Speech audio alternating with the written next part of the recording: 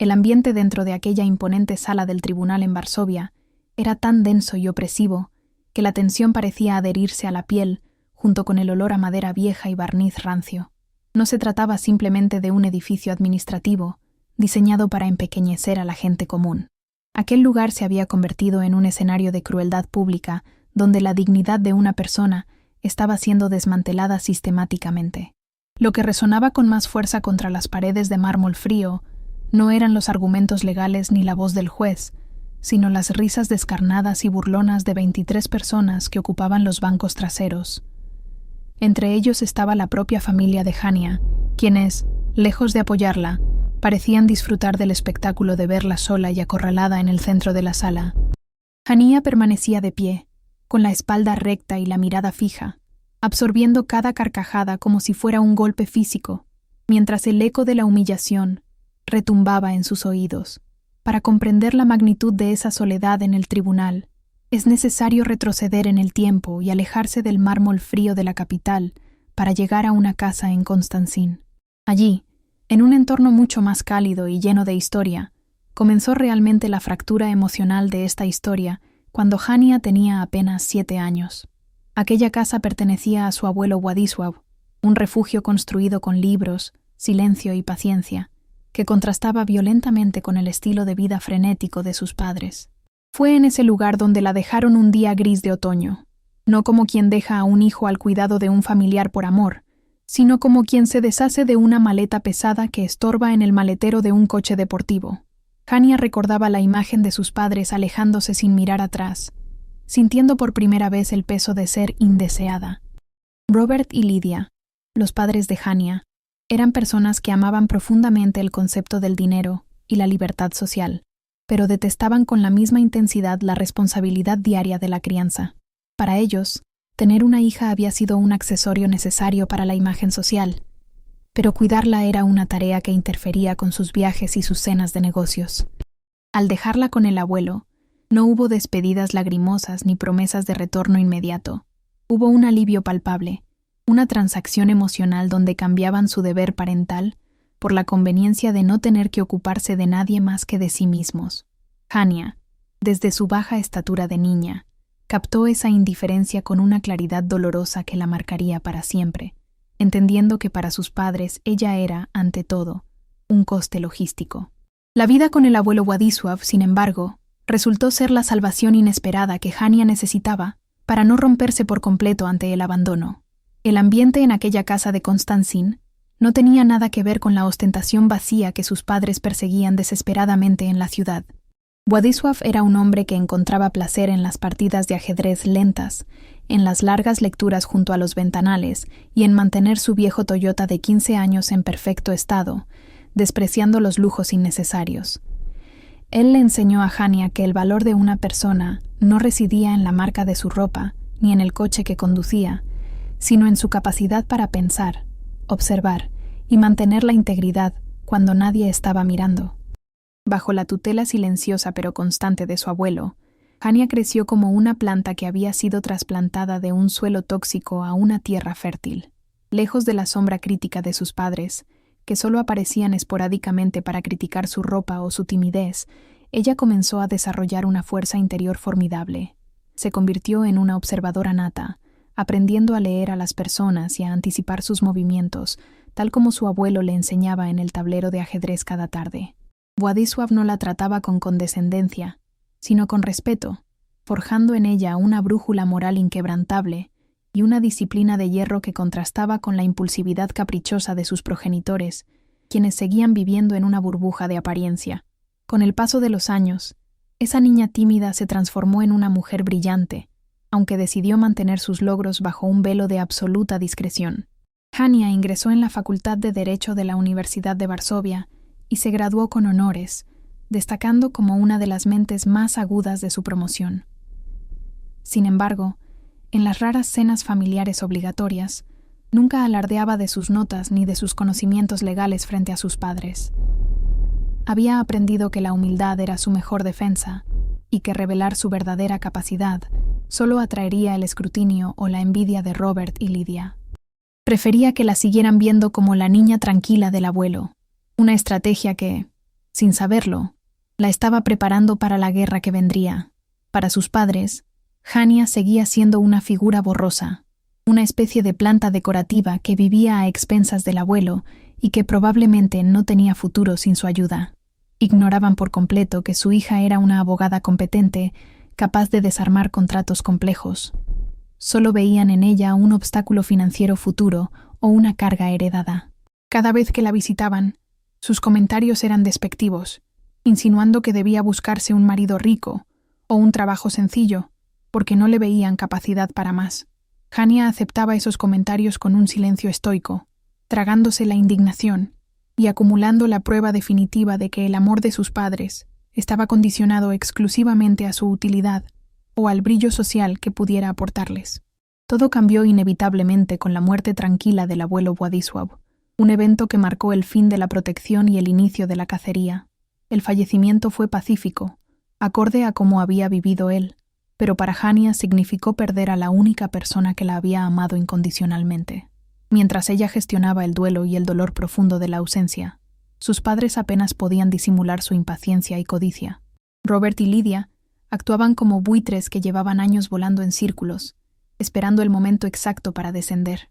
Para ellos, la muerte del anciano no era una pérdida familiar, sino la liberación de un capital que sentían que les pertenecía por derecho de sangre, independientemente de su comportamiento.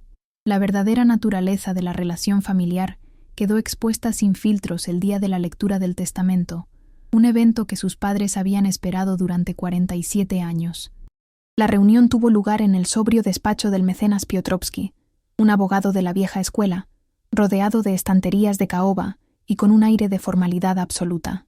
Robert y Lidia llegaron vestidos de luto riguroso, pero con una energía vibrante y ansiosa, intercambiando miradas cómplices que delataban que ya habían gastado mentalmente la herencia. Se sentaron lejos de Hania, ignorando su palidez y sus ojos hinchados por el llanto, enfocados únicamente en el documento que descansaba sobre el escritorio del notario. El ambiente en el despacho cambió drásticamente cuando el abogado rompió el sello del documento y comenzó a leer las últimas voluntades de Władysław con voz monótona. La máscara de civilidad que Robert y Lidia habían sostenido precariamente se desmoronó en el instante en que las cifras fueron pronunciadas en voz alta.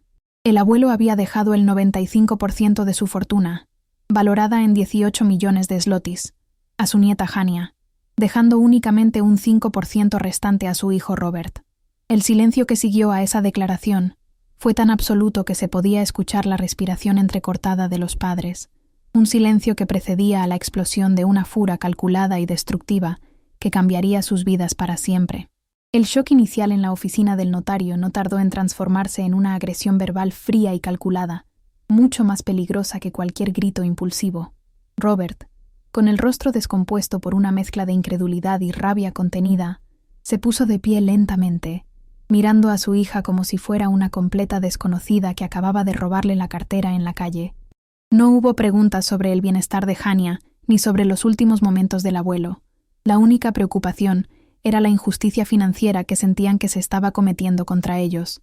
Lidia, por su parte, comenzó a negar con la cabeza frenéticamente, murmurando que aquello era un error, que el abuelo no estaba en sus cabales, y que seguramente Hania se había aprovechado de su senilidad para coaccionarlo en sus últimos días.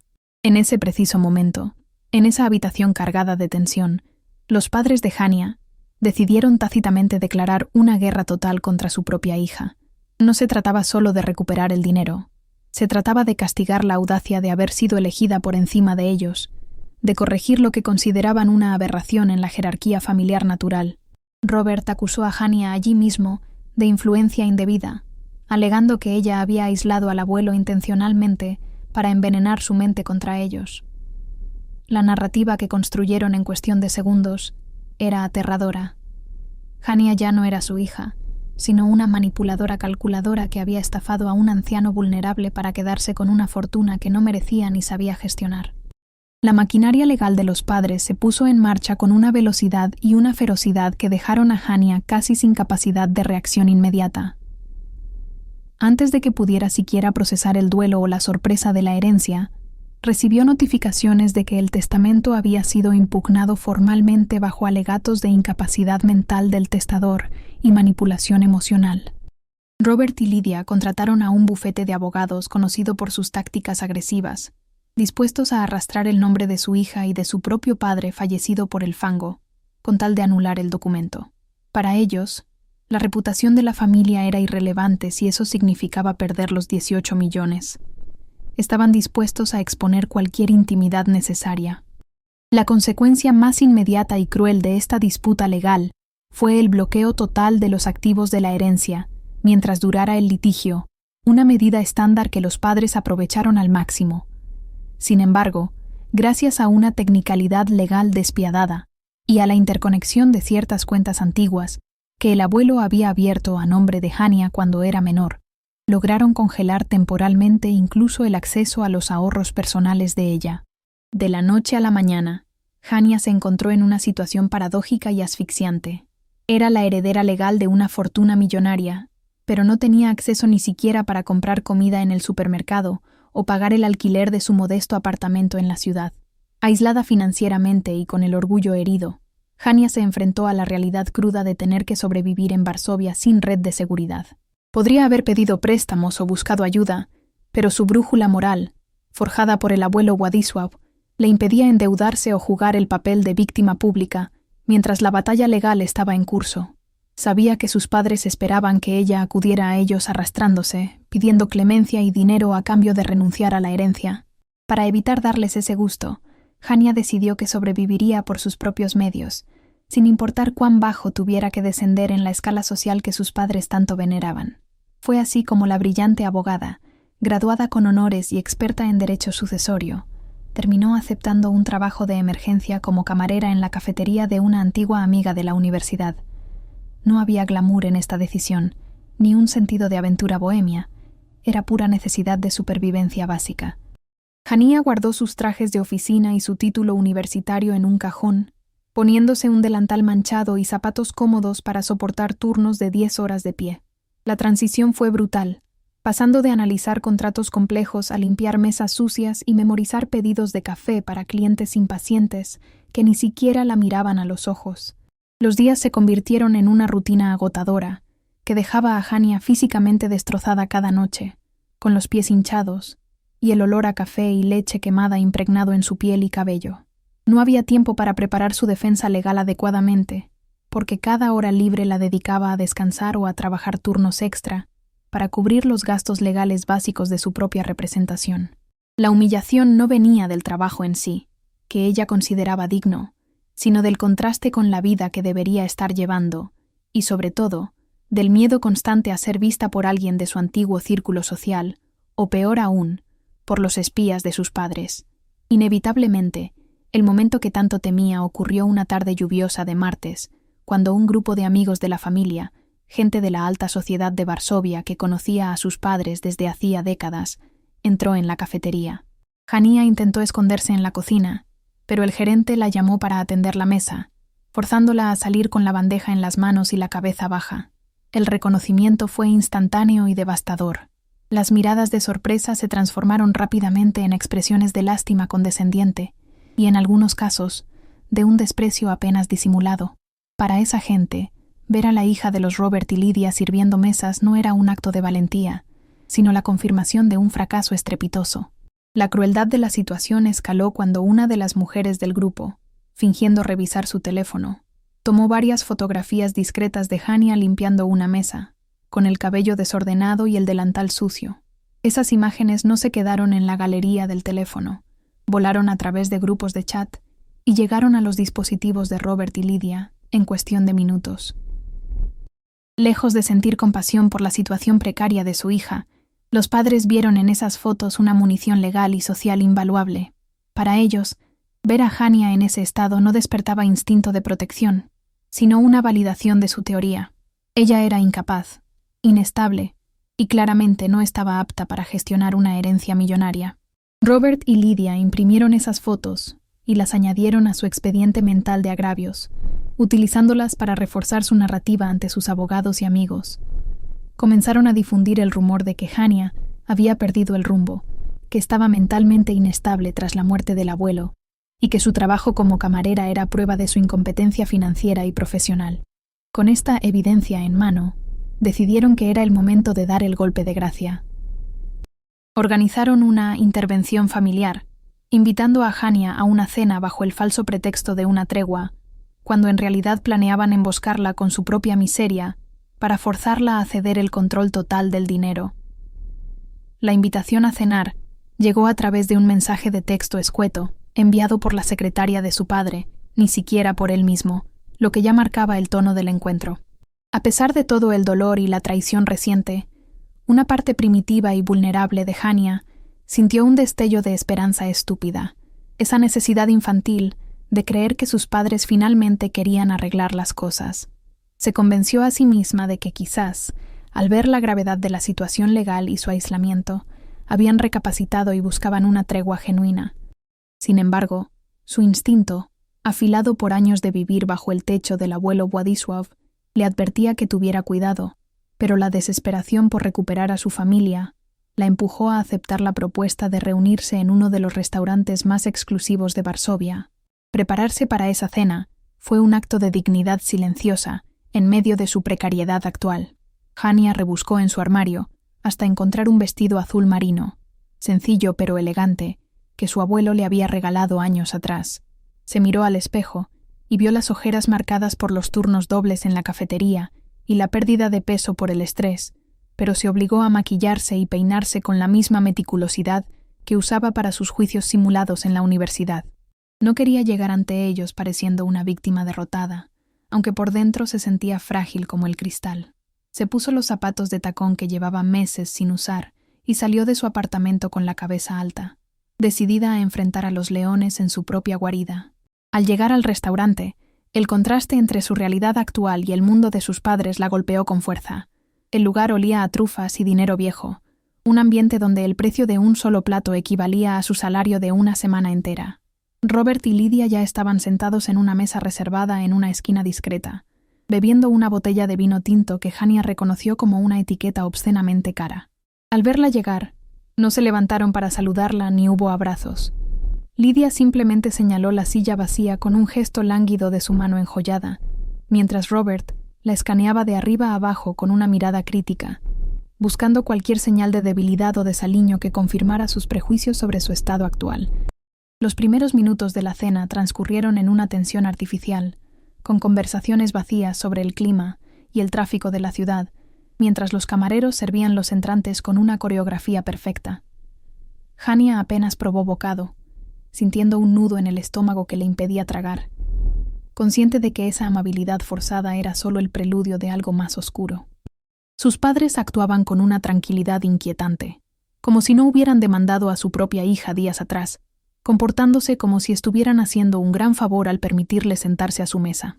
Esa desconexión emocional era su mayor arma, la capacidad de compartimentar la crueldad y disfrazarla de modales exquisitos y preocupación familiar.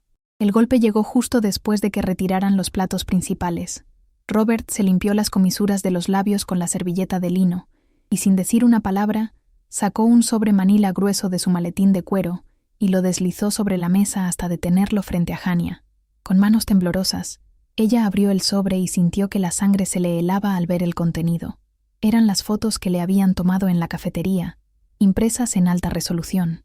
Ahí estaba ella, sirviendo café, limpiando mesas, con el cabello un poco revuelto y una expresión de fatiga evidente.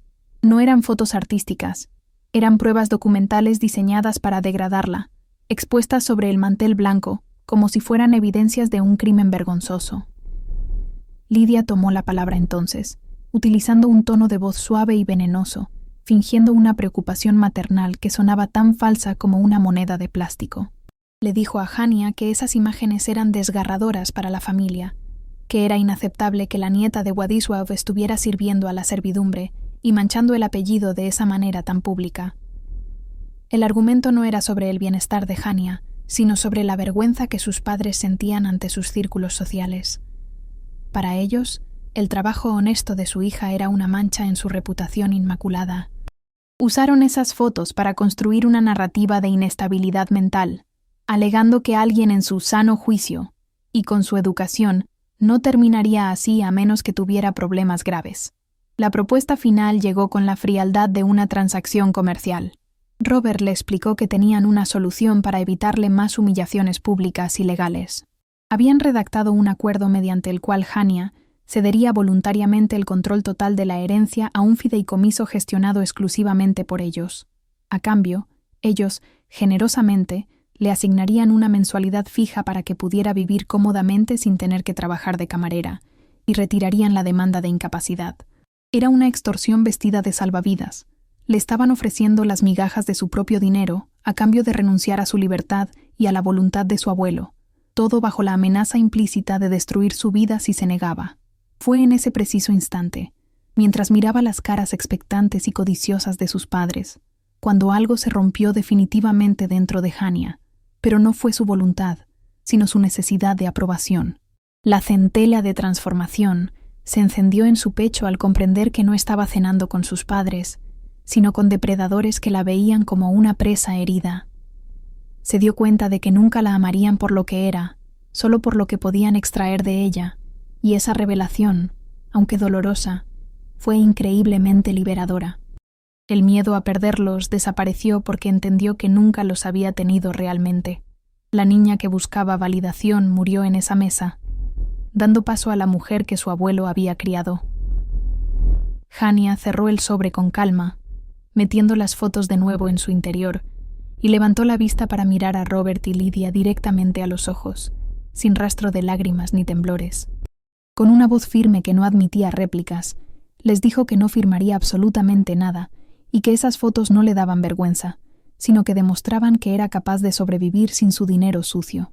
Les recordó que ella no era la hija sumisa que habían intentado moldear, sino la nieta resiliente que Władysław había formado, y que defendería su voluntad hasta las últimas consecuencias. Se levantó de la mesa dejando su comida intacta y el acuerdo sin firmar, dándoles la espalda mientras salía del restaurante con una dignidad que el dinero de sus padres jamás podría comprar. Al salir al aire frío de la noche, Hania no se fue a casa a llorar. Sacó su teléfono y marcó el número de Rebeca, una antigua compañera de la facultad y abogada brillante que operaba fuera del sistema corporativo tradicional. Rebeca escuchó el relato de la cena y, lejos de asustarse, le señaló a Hania que la arrogancia de sus padres era su mayor debilidad. Estaban tan seguros de su impunidad que no medían sus palabras. Fue Rebeca quien sugirió la estrategia que cambiaría el curso del juicio: grabar la próxima audiencia y cualquier interacción futura. En un sistema judicial que a menudo protegía a los poderosos, la tecnología y la verdad cruda serían las únicas armas capaces de nivelar el campo de batalla contra la vieja guardia que representaban sus padres y sus abogados. La alianza con Rebeca no se forjó en un despacho corporativo de cristal y acero, sino en la pequeña sala de estar del apartamento de su amiga, entre tazas de café fuerte y montañas de libros de jurisprudencia apilados en el suelo. Rebeca, con su mente afilada y su desprecio por las jerarquías obsoletas, entendió de inmediato que no podían ganar jugando bajo las reglas tradicionales de un sistema que claramente favorecía el dinero y las conexiones de Robert. Pasaron noches enteras diseñando una estrategia que no se basaba únicamente en la defensa legal, sino en una ofensiva psicológica y técnica. Hania debía dejar de ser la víctima pasiva para convertirse en la operadora silenciosa de su propio destino. Rebeca le recordó que su título universitario no era un trofeo para colgar en la pared, sino una herramienta letal que sus padres habían subestimado por completo, y que ese error de cálculo sería su perdición. El plan maestro giraba en torno a una premisa arriesgada pero necesaria: permitir que la arrogancia de la parte contraria creciera tanto que terminara por asfixiarlos. Sabían que el juez asignado al caso, el magistrado Petricky, era un hombre de la vieja escuela, conocido por sus amistades en los clubes de golf que frecuentaba Robert, y por su tendencia a menospreciar a las mujeres jóvenes en su corte. Rebeca instruyó a Hania para que grabara todo el procedimiento discretamente, aprovechando las lagunas legales sobre la grabación personal para protección en casos de acoso o indefensión. No se trataba solo de ganar el juicio, sino de tener un seguro de vida contra la corrupción sistémica que sabían que iban a encontrar. El teléfono móvil de Hania se convertiría en la caja negra que registraría el accidente antes de que ocurriera. La mañana de la audiencia amaneció con un cielo gris plomizo sobre Varsovia, un reflejo perfecto del estado de ánimo sombrío pero resuelto de Hania. Se vistió con una lentitud ceremonial, eligiendo el vestido azul marino que su abuelo le había regalado años atrás, una prenda que para ella funcionaba como una armadura emocional indestructible. No se puso joyas, ni trató de aparentar un estatus que no le interesaba. Su imagen era la de la dignidad austera, una mujer que no necesitaba disfraces para saber quién era. Mientras se miraba al espejo antes de salir, no vio a la camarera cansada ni a la hija rechazada, sino a la heredera legítima de los valores de Władysław, lista para entrar en la boca del lobo y, si era necesario, desmontarla desde dentro con sus propias manos. El trayecto hacia el tribunal fue un ejercicio de control mental. Hania viajó en transporte público, rodeada de gente común que iba a trabajar, sintiendo una conexión con la realidad que sus padres habían perdido hace décadas. Al llegar a las escalinatas del edificio de justicia, el contraste fue visualmente violento.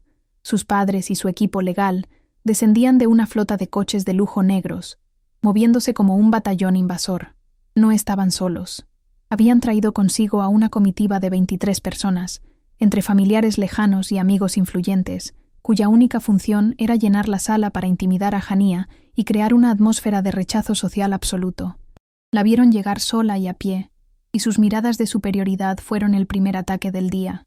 Entrar en la sala del tribunal fue como cruzar el umbral hacia una época anterior, donde el poder se medía por el volumen de la voz y el peso de la billetera. El olor a madera vieja y a cera para pisos saturaba el aire, creando una atmósfera pesada que parecía diseñada para sofocar cualquier intento de rebelión. Hania tomó asiento en el lado de la defensa, sola junto a Rebeca, mientras que el lado de los demandantes estaba abarrotado, vibrando con murmullos y risas contenidas. La desproporción era absurda y teatral. Parecía menos un procedimiento legal y más un linchamiento social organizado. Sin embargo, Hania mantuvo la espalda recta, con el teléfono ya grabando discretamente desde el bolsillo interior de su chaqueta, capturando cada susurro despectivo que flotaba en su dirección. La entrada del juez Petricky confirmó los peores temores de Rebeca y validó la necesidad de la estrategia radical que habían planeado. El magistrado entró saludando con una familiaridad inquietante al abogado de los padres, el famoso y despiadado Branicki, intercambiando sonrisas que no correspondían a la imparcialidad que su cargo exigía. Ni siquiera se dignó a mirar a Hania a los ojos. Para él, ella era simplemente un trámite administrativo molesto, una niña caprichosa que estaba haciendo perder el tiempo a gente importante. Desde el primer segundo, quedó claro que la sentencia ya estaba escrita en la mente del juez, antes de escuchar un solo argumento, y que la audiencia era solo una puesta en escena para formalizar el despojo. El abogado Branicki comenzó su intervención con una teatralidad agresiva, paseándose por la sala como si fuera el dueño del lugar, proyectando su voz para que resonara en las paredes de mármol. Su discurso no se centró en leyes o precedentes, sino en un ataque personal y vicioso contra el carácter de Hania. Pintó una imagen distorsionada de ella, describiéndola como una joven inestable, fracasada y vulnerable, cuya situación laboral actual como camarera era la prueba definitiva de su incapacidad para manejar una fortuna. Retorció la realidad de su trabajo honesto para presentarlo como un acto de desesperación y falta de intelecto, ignorando deliberadamente sus logros académicos y su historial impecable, construyendo una caricatura patética para el deleite de la audiencia. El momento más doloroso llegó cuando Branicki, con una sonrisa de tiburón, hizo una pausa dramática para lanzar una broma cruel sobre la camarera millonaria. Preguntó retóricamente al juez si alguien que apenas podía recordar si el café era con leche o solo, podría entender la complejidad de las inversiones bursátiles. Esa frase fue el detonante. Las 23 personas sentadas detrás de los padres estallaron en una carcajada colectiva, un sonido agudo y burlón que llenó la sala. No fue una risa espontánea, sino una burla sincronizada, un acto de bullying grupal permitido y alentado en un recinto sagrado de justicia. Hania sintió cómo el calor le subía a las mejillas, pero se obligó a no bajar la mirada, grabando mentalmente cada rostro que se reía de su supuesta desgracia. Lejos de llamar al orden, el juez Petricky se sumó a la humillación con una naturalidad que helaba la sangre. Se quitó las gafas para limpiarlas, y con una sonrisa condescendiente, comentó en voz alta que esperaba que Hania fuera mejor calculando las propinas que los intereses compuestos, porque de lo contrario el dinero de su abuelo evaporaría más rápido que el vapor de un expreso. Esa intervención improcedente del juez provocó una nueva ola de risas aún más fuerte, legitimando el abuso y dejando claro que no había justicia posible en esa sala bajo las reglas normales. Fue la confirmación definitiva de que el sistema estaba podrido y de que Hania estaba completamente sola frente a una maquinaria diseñada para triturarla. Sin embargo, en medio de ese coro de risas y desprecio, Hania no se derrumbó ni rompió a llorar como todos esperaban. Por debajo de la mesa, su mano se cerró con fuerza alrededor de la fría superficie de su teléfono, verificando que la grabación seguía corriendo, capturando cada segundo de esa infamia. En su bolso, acarició el cuero de la carpeta que contenía su título de abogada y los documentos que había preparado en secreto. La risa del juez y de sus padres no la debilitó. Al contrario, funcionó como el combustible final que necesitaba para quemar sus naves. Respiró hondo, sintiendo una calma glacial descender sobre ella. La víctima había abandonado la sala sin que nadie se diera cuenta, y en su lugar, la abogada estaba a punto de ponerse de pie para dictar sentencia. Cuando el abogado Branicki finalmente se sentó, con una sonrisa de satisfacción en el rostro y el eco de las risas aún flotando en el aire, se produjo un silencio expectante en la sala. Todos, desde el juez hasta sus propios padres, esperaban que Hania se encogiera en su asiento, llorara, o quizás balbuceara alguna defensa emocional y desordenada que solo confirmaría su supuesta incompetencia. Sin embargo, lo que sucedió a continuación rompió el guión que habían escrito para ella. Hania se puso de pie no con la vacilación de una víctima, sino con la precisión mecánica de quien ha ensayado este momento 1000 veces en su mente. Alisó su vestido azul marino con un gesto deliberado, levantó la barbilla y por primera vez miró al juez Petricki directamente a los ojos, no con insolencia, sino con una intensidad analítica que hizo que el magistrado parpadeara confundido. Hania no se dirigió a sus padres ni al público burlón. Se dirigió al tribunal con una voz que había cambiado radicalmente. Ya no era el tono suave de la nieta obediente, sino la dicción perfecta y afilada de una litigante experimentada. Comenzó su intervención ignorando los insultos personales y centrándose fríamente en los hechos legales, citando artículos específicos del Código Civil polaco de memoria, sin necesidad de consultar notas. La transformación fue tan abrupta que el abogado Branicki dejó de sonreír y se enderezó en su silla, dándose cuenta demasiado tarde de que había cometido el error fatal de subestimar a su oponente, basándose únicamente en su apariencia. La sala pasó de ser un circo de burlas a un espacio de confusión tensa, donde la única voz que resonaba con autoridad era la de la supuesta camarera. Con movimientos tranquilos, Hania abrió su carpeta de cuero y extrajo un documento que sus padres jamás se habían molestado en averiguar si existía: su título universitario, sellado y firmado con los más altos honores de la Universidad de Varsovia. Lo presentó como prueba, no con orgullo vanidoso, sino como una herramienta para desmontar la falacia de su incapacidad intelectual. Mientras el documento circulaba hacia el estrado del juez, Hania explicó con frialdad clínica que su trabajo en la cafetería no era fruto de la necesidad intelectual, sino de la asfixia financiera y legal a la que había sido sometida por los demandantes. Al revelar su credencial de abogada, la narrativa de la niña perdida se desmoronó instantáneamente, dejando en evidencia la ignorancia negligente de unos padres que ni siquiera sabían qué había estudiado su propia hija. Pero Hania no se detuvo en su título. Aquello era solo la apertura de su estrategia, un movimiento de peón para despejar el tablero. Continuó desmontando el argumento de la gestión financiera, revelando que ella había sido la única persona que había acompañado al abuelo Władysław a sus reuniones con los asesores financieros durante los últimos 5 años. Con un lenguaje técnico impecable, comenzó a detallar la estructura del patrimonio del abuelo, corrigiendo incluso un error de cifras que el abogado Branicki había mencionado en su discurso inicial.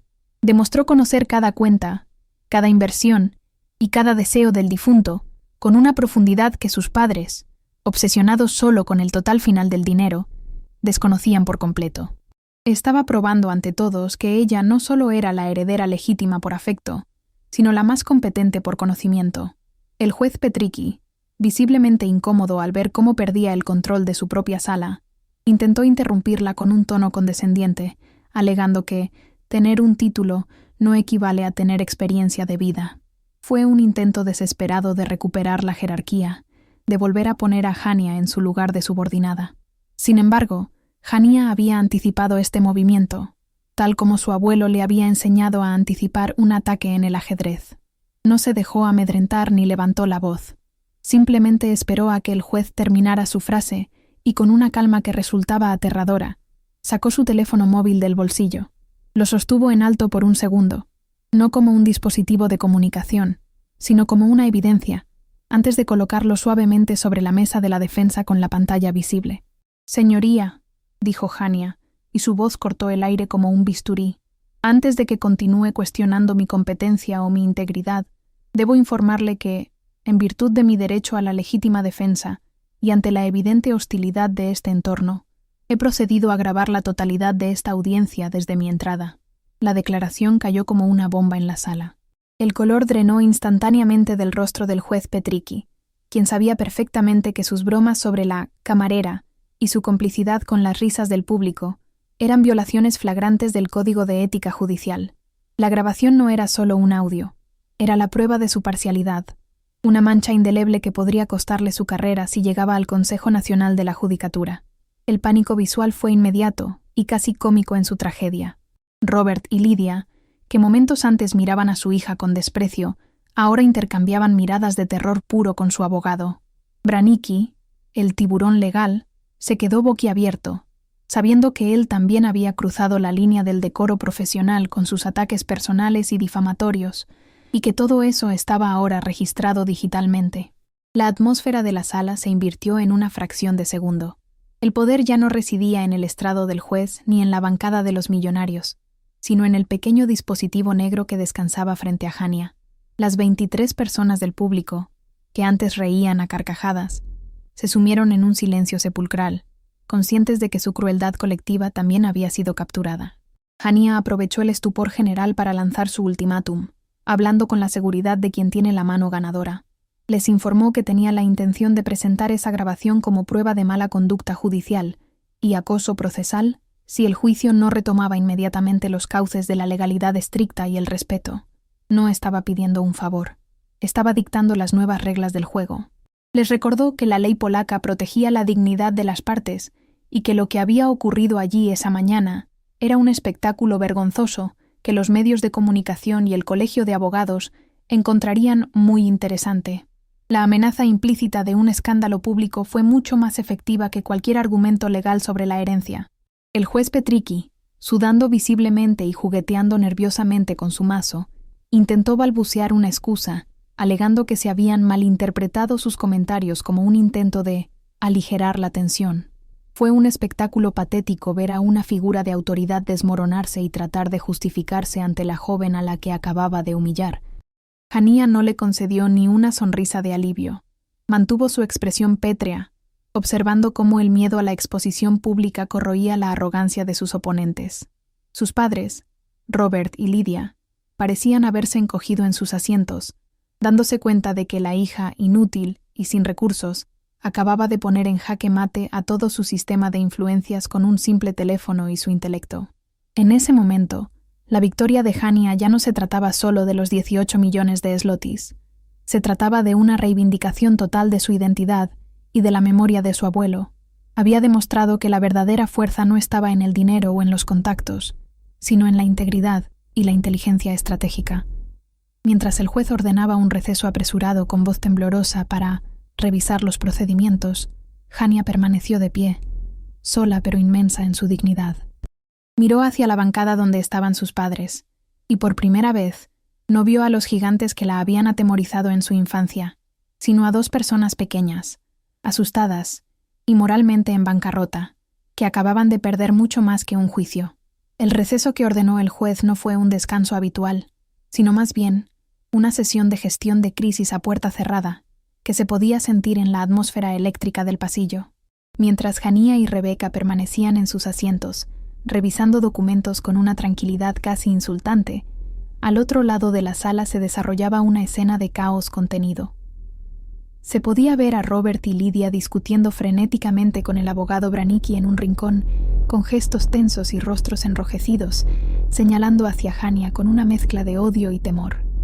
La arrogancia de su entrada triunfal se había evaporado por completo. Ahora eran simplemente personas desesperadas que se daban cuenta de que su estrategia de intimidación les había explotado en la cara y que no tenían un plan alternativo para enfrentar a una oponente que conocía la ley mejor que ellos. Cuando el juez Petriqui regresó al estrado, la transformación en su comportamiento fue tan drástica que resultaba casi patética. Ya no había rastro de la sonrisa burlona, ni de la postura relajada de quien se siente intocable. Su rostro estaba pálido y sus movimientos eran rígidos, como si cada gesto estuviera siendo calculado para evitar una catástrofe mayor. Se dirigió a la sala con una formalidad excesiva, carraspeando varias veces antes de hablar, y evitó cuidadosamente mirar hacia la zona donde descansaba el teléfono móvil de Hania. Con voz neutra, declaró que, tras revisar ciertos aspectos procesales, el tribunal estaba dispuesto a escuchar los argumentos de fondo de la defensa, con total imparcialidad. Un eufemismo transparente para intentar salvar su propia piel ante la amenaza de la grabación. Hania no desaprovechó la oportunidad y, con el permiso del tribunal, procedió a desmantelar sistemáticamente la base de la demanda, la supuesta incapacidad mental del abuelo Władysław. Lejos de las conjeturas y rumores que había presentado la parte demandante, Hania exhibió una cronología médica impecable, respaldada por informes de 3 neurólogos diferentes que certificaban la lucidez absoluta de su abuelo hasta el día de su muerte.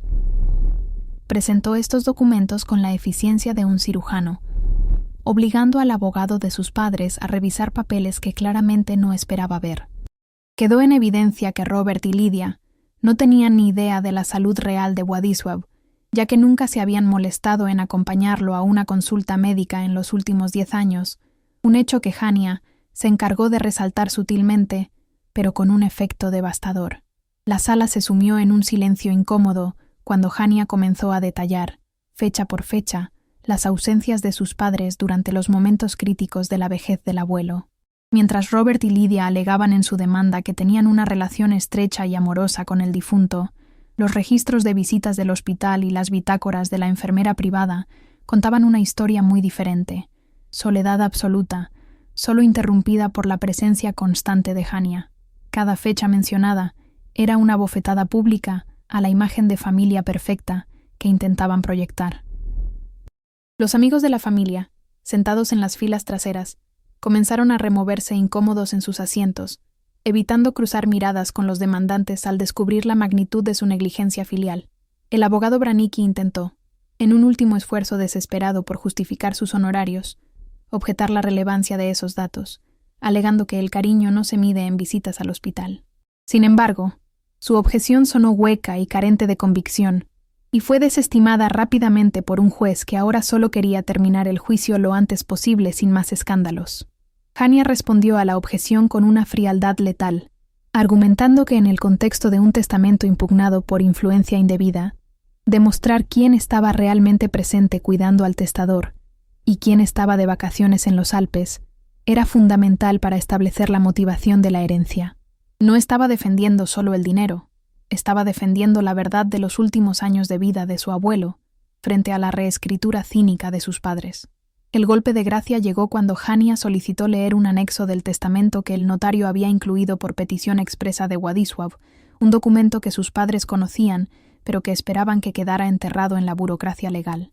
Se trataba de una carta de intenciones, escrita de puño y letra por el abuelo, donde explicaba sus razones para la distribución de los bienes. Hania leyó el texto con voz firme, y las palabras de Władysław resonaron en la sala como si el anciano estuviera allí mismo, juzgando a su hijo.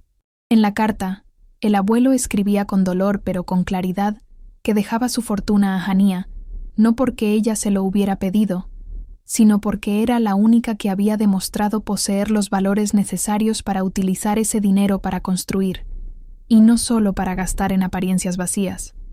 La lectura de esa carta fue el momento en que la batalla moral se ganó definitivamente. Władysław describía proféticamente la codicia que esperaba ver en su hijo Robert tras su muerte, y dejaba claro que la herencia era un reconocimiento al carácter, no un derecho de sangre. Al escuchar esas palabras, Lidia bajó la cabeza, incapaz de mantener la fachada de indignación, mientras Robert miraba al vacío, visiblemente impactado por escuchar la voz de su padre denunciando su avaricia desde la tumba. La narrativa de la manipulación se había disuelto. No era Hania quien había influenciado al abuelo, era el comportamiento de toda una vida de Robert lo que lo había desheredado. La verdad era tan contundente que hasta el aire en la sala parecía haberse vuelto más ligero, liberado de la mentira. El juez Petriqui, consciente de que el caso de los demandantes estaba muerto y de que prolongar el sufrimiento de Hania solo aumentaba el riesgo de que esa grabación saliera a la luz, decidió actuar con rapidez, sin necesidad de largas deliberaciones, y con una actitud que buscaba desesperadamente recuperar algo de dignidad, declaró que no encontraba pruebas suficientes para sustentar las alegaciones de incapacidad o coacción. Su tono era apresurado, casi atropellado, queriendo cerrar el expediente y que todos salieran de su sala antes de que alguien decidiera presentar una queja formal. Desestimó la demanda en su totalidad, validando el testamento original y confirmando a Hania como la única y legítima heredera del 95% del patrimonio. Pero la humillación para Robert y Lydia no terminó con la simple pérdida de la demanda. En un giro final de justicia poética, y quizás como una ofrenda de paz del juez hacia Hania para evitar represalias, el magistrado condenó a los demandantes a pagar la totalidad de las costas judiciales, incluyendo los honorarios legales de la defensa. Fue un golpe financiero y simbólico brutal. No solo no verían un centavo de los 18 millones, sino que tendrían que pagar de su propio bolsillo por el espectáculo vergonzoso que habían orquestado. La ironía de la situación era perfecta. Su intento de destruir económicamente a su hija había terminado costándoles una pequeña fortuna y manchando su historial crediticio y social de manera irreversible. Al finalizar la sesión, la reacción de las 23 personas que habían acompañado a los padres fue reveladora. Aquellos que horas antes reían y señalaban a Hania, ahora se levantaban en silencio, abrochándose los abrigos con prisa y evitando mirar a Robert y Lydia, como si la derrota y la exposición moral fueran contagiosas. Nadie se acercó a consolar a los padres. La derrota tiene una forma muy efectiva de aislar a las personas en esos círculos sociales superficiales. Robert y Lydia se quedaron solos en su banco, rodeados de papeles inútiles, mientras veían cómo su hija, la camarera, guardaba sus documentos con calma, se colgaba el bolso al hombro y se preparaba para salir de allí como la dueña absoluta de su destino, sin dedicarles ni una sola mirada de despedida. La salida de Hania de la sala del tribunal fue un ejercicio de control y elegancia que contrastó brutalmente con la entrada ruidosa que habían protagonizado sus padres horas antes. Mientras recogía sus pertenencias, Robert hizo un intento patético de acercarse, quizás impulsado por el pánico financiero o por una repentina y distorsionada necesidad de reconciliación, ahora que ella era oficialmente millonaria. Murmuró un «Hania, espera», con voz ronca, extendiendo una mano temblorosa hacia ella, como si el veredicto del juez pudiera borrarse con una charla rápida en el pasillo. Hania ni siquiera detuvo su paso, simplemente lo esquivó con un movimiento fluido, dedicándole la misma indiferencia que uno le dedica a un mueble viejo en una habitación desconocida. No hubo odio en su gesto, solo la confirmación absoluta de que ese hombre ya no existía en su mapa emocional. El juez Petriqui, observando la escena desde su estrado mientras recogía sus papeles apresuradamente, soltó un suspiro de alivio visible, creyendo ingenuamente que su cambio de veredicto de último minuto lo había salvado del desastre. Pensó que, al darle la razón a la heredera, había comprado su silencio, y que la grabación comprometedora desaparecería como parte de un acuerdo tácito de caballeros. Sin embargo, subestimó gravemente la integridad de Hania y su compromiso con la justicia real. Para ella y para Rebecca, la victoria legal no borraba la falta ética grave que habían presenciado. El sistema no podía sanar si se permitía que magistrados corruptos siguieran operando solo porque cambiaban de bando cuando se sentían amenazados. La decisión estaba tomada. La grabación no se quedaría en el teléfono. Apenas cruzaron las pesadas puertas de roble hacia el pasillo principal del tribunal, Rebecca y Hania se dirigieron directamente a la oficina del registro disciplinario, ubicada en el mismo edificio. No fue un acto de venganza visceral, sino un deber cívico ejecutado con frialdad profesional. Presentaron una queja formal contra el juez Petriqui por conducta inapropiada y parcialidad manifiesta, adjuntando el archivo de audio como evidencia irrefutable. Hania sabía que ganar su herencia era importante, pero asegurarse de que ninguna otra persona, común, tuviera que soportar las burlas de ese hombre era fundamental para honrar la memoria de su abuelo, quien siempre había detestado el abuso de poder. Al entregar el archivo digital, Hania sintió que cerraba el círculo de su defensa. La noticia de la queja y, posteriormente, la filtración del audio a un portal de noticias jurídicas independiente detonó como una bomba en los círculos legales de Varsovia apenas unos días después. La grabación se volvió viral, no por el caso de la herencia en sí, sino por la claridad con la que se escuchaba al juez haciendo chistes clasistas y permitiendo el acoso en su sala. La opinión pública, harta de la arrogancia institucional, despedazó la reputación de Petriqui en cuestión de horas. El magistrado, que había construido su carrera sobre la base de conexiones y favores, se vio forzado a una jubilación anticipada, deshonrosa, para evitar una investigación mayor que podría haberle costado su pensión. La justicia poética se cumplió. El hombre que se burló de una camarera terminó siendo servido por su propia incompetencia. Para Robert y Lidia, las consecuencias fueron menos públicas, pero igualmente devastadoras en su esfera privada. La derrota en el tribunal vino acompañada de una factura de costas legales astronómica, ya que el bufete de Branicki no perdonó ni un centavo de sus honorarios, sumado a los gastos de la defensa de Hania, que el juez les había obligado a cubrir. La ironía era mordaz. La codicia por obtener los 18 millones los había llevado a perder una parte significativa de su propia liquidez. Se vieron obligados a vender discretamente algunas de sus propiedades de inversión para cubrir las deudas, un proceso que tuvieron que realizar bajo la mirada escrutadora y chismosa de la misma sociedad que antes intentaban impresionar. Su estatus de intocables se evaporó junto con su saldo bancario. El aislamiento social de los padres fue casi inmediato. Las 23 personas que los habían acompañado al juicio, aquellas que reían como hienas ante la desgracia ajena, fueron las primeras en cortar lazos. En ese mundo de apariencias, nadie quiere estar asociado con perdedores, y mucho menos con perdedores que han sido expuestos públicamente por crueldad filial y torpeza legal. El teléfono de Lidia dejó de sonar para invitaciones a galas benéficas, y Robert comenzó a encontrar excusas vagas cuando intentaba programar partidas de golf. Se quedaron solos en su casa grande y fría, rodeados de lujos que ya no podían disfrutar plenamente, atrapados en un matrimonio unido solo por el resentimiento compartido y la culpa proyectada hacia una hija que ya no les pertenecía. Por su parte, Hania experimentó una sensación de libertad que iba mucho más allá de lo económico. El día después del juicio, volvió a la cafetería, no por obligación, sino para renunciar formalmente y agradecer a su amiga por el apoyo incondicional durante los meses más oscuros. Entregó su delantal manchado con una sonrisa genuina, sabiendo que esa prenda, lejos de ser un símbolo de vergüenza como sus padres creían, había sido su trinchera de resistencia. Insistió en trabajar ese último turno completo, despidiéndose de los clientes habituales con la misma humildad de siempre, reafirmando para sí misma que el dinero no cambiaría su esencia. Salió de allí oliendo a café por última vez, pero caminando hacia un futuro donde ella dictaría las reglas. Con el acceso a sus cuentas desbloqueado, Hania no corrió a comprar coches deportivos ni a reservar vacaciones exóticas para demostrar su nuevo estatus.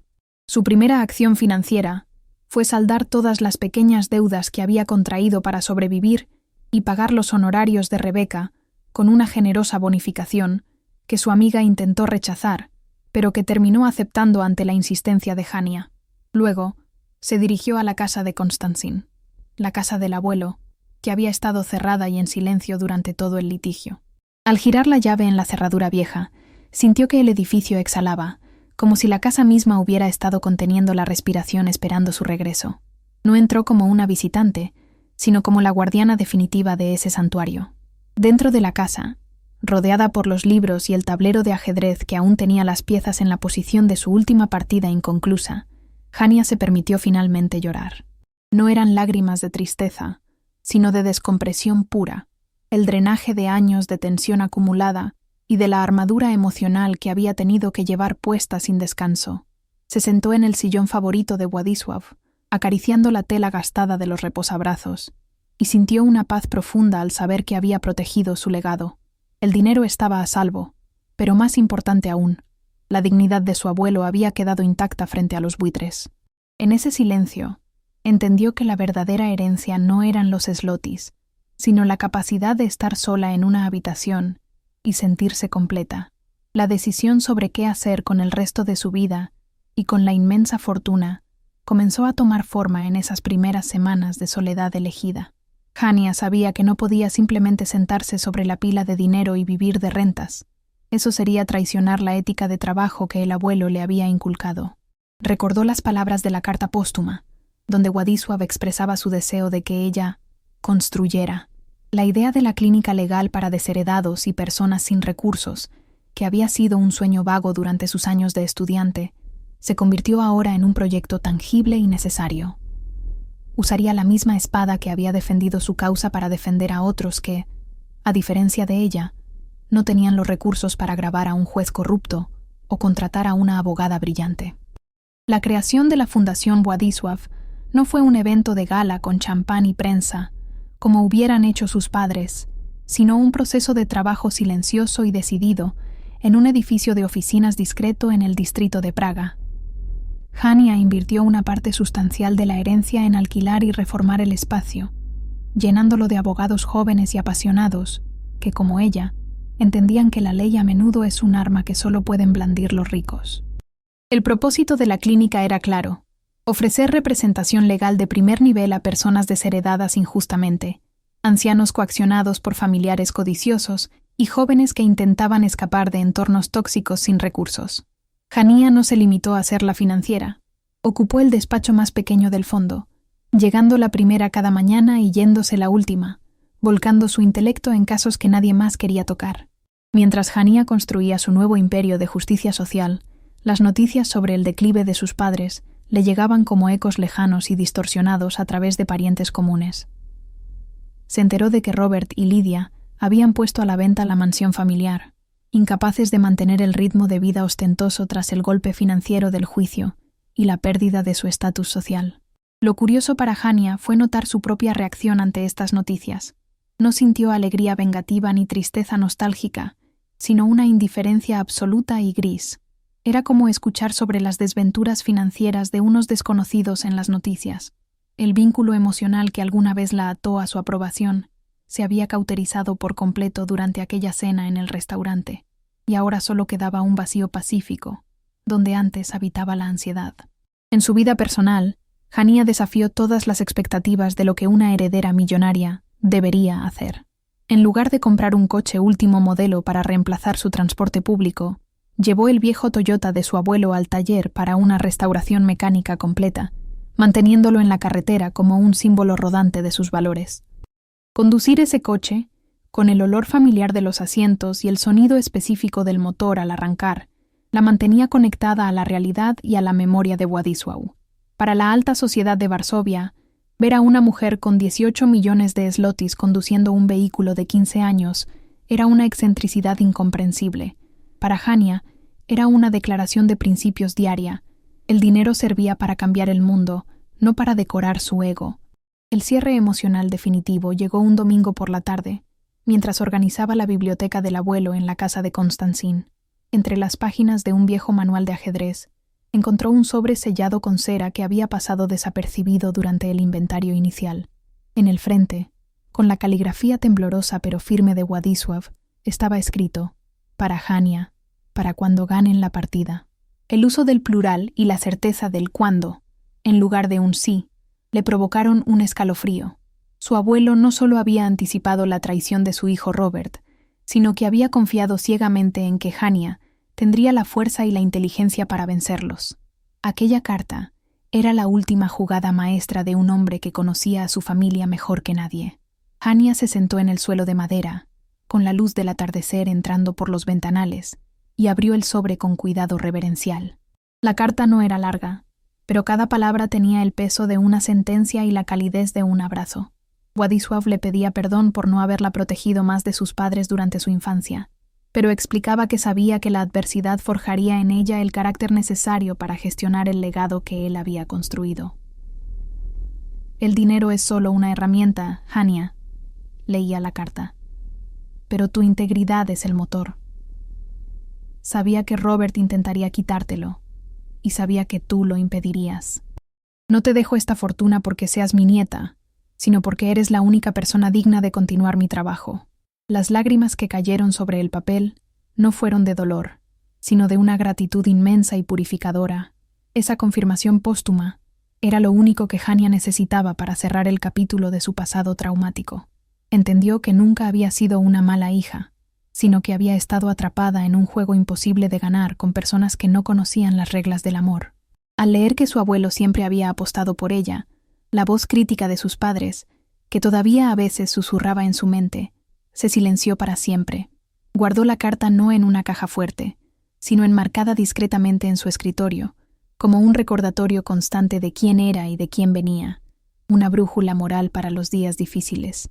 Hubo un último intento de contacto por parte de sus padres, meses después, cuando la realidad de su nueva vida austera comenzó a asfixiarlos. Lidia llamó al teléfono personal de Hania, probablemente con la intención de apelar a la unidad familiar o de hacerse la víctima para conseguir alguna ayuda financiera. Hania miró la pantalla iluminada con el nombre de su madre, un nombre que antes le provocaba taquicardia y miedo. Dejó que el teléfono sonara hasta que la llamada se cortó, y entró el buzón de voz. No hubo bloqueo dramático ni gritos. Simplemente no devolvió la llamada, ni ese día ni nunca. Fue un acto de silencio administrativo, la decisión consciente de no permitir que el caos volviera a entrar en su orden, cortando el último hilo podrido que quedaba. La primera victoria real de la fundación llegó poco tiempo después, cuando Hania y su equipo lograron recuperar la vivienda de una anciana que había sido estafada por sus propios sobrinos.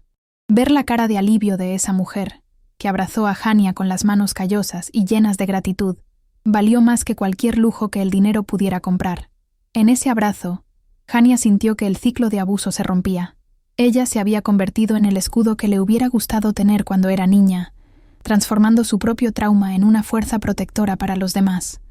Cada caso ganado era una pequeña reparación de su propia historia, una forma de decirle al universo que la codicia no siempre tiene la última palabra. Con el tiempo, la historia de la abogada del Toyota se convirtió en una especie de leyenda urbana inspiradora en Varsovia, aunque Hania siempre evitó las entrevistas y la fama. Entendió que la mejor venganza no era ver a sus padres sufrir, sino ser inmensamente feliz y productiva sin ellos. La felicidad de Hania no era ruidosa ni eufórica, era una paz sólida y tranquila, la satisfacción de irse a dormir cada noche con la conciencia limpia y sabiendo que su vida tenía un propósito real. Había superado el papel de víctima para convertirse en arquitecta de su destino, demostrando que la dignidad, aunque no cotiza en bolsa, es el activo más valioso que un ser humano puede poseer. La imagen final de esta historia nos deja en el jardín de la casa de Constantin, un año después del juicio.